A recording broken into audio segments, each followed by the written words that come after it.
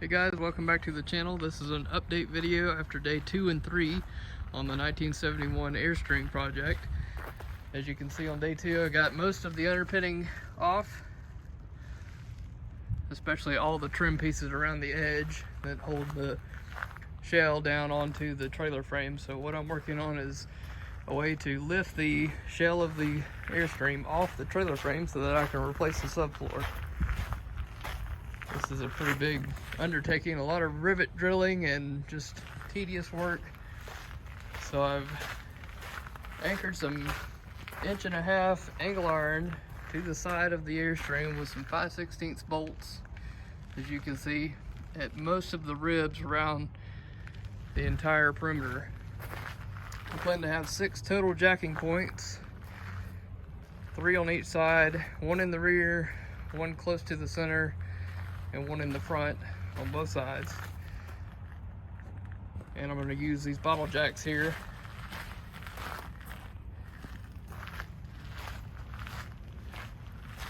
So the way I plan to do this is to take pieces of square tubing, cut them at an angle, and weld them to this angle here.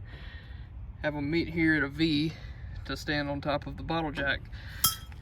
I've cut pieces of round pipe to sit on the bottle jack, and then individual pieces of angle to sit on top of that.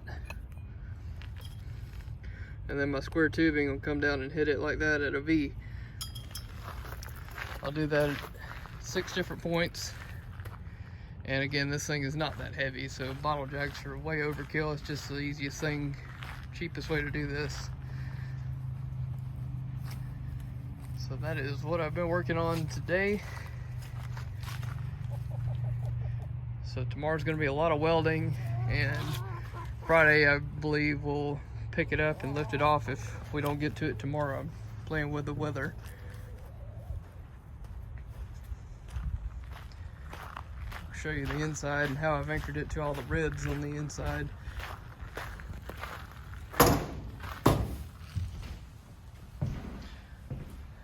So, of course, as many of you know, this Airstream has ribs. So at the bottom of nearly all the ribs, I have the bolt coming through and anchored to that. I may add a little piece of angle in there to help distribute and keep the aluminum from tearing since it's so soft. We'll just have to see how that goes. I think it'll be fine.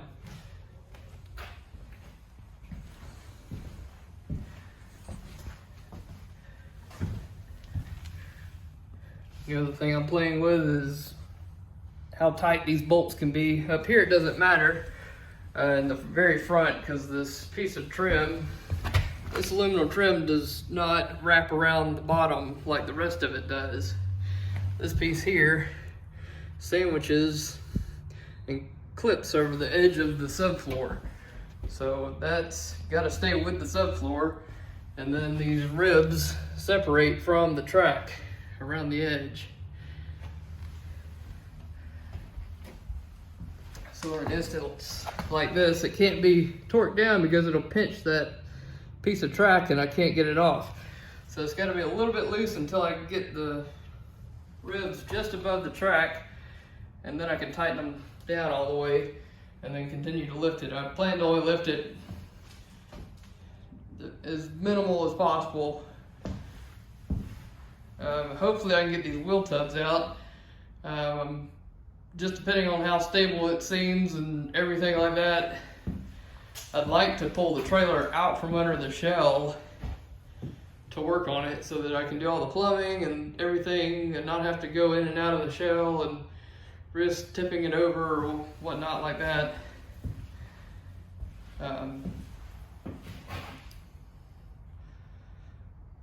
So it's been a pretty good past couple days. It's just that tedious work and being safe and making sure I get everything lifted without bending or tweaking or doing anything to the structure.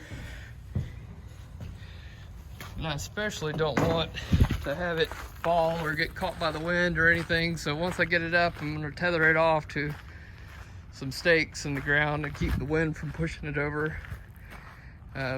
So on the top side of this angle too, forgot to mention, I believe I have one up here as an example. I'm gonna make basically like a cradle. I've just got a piece of, I believe it's 1-inch pipe, pretty thick wall. Didn't really need to be that thick, but that's what I had at the steel yard. Plan to weld that right there, and then this foam insulation, pipe insulation will just keep from scratching the outside, and I'll do that at every single rib so that I have support that way, and I believe that'll keep it upright.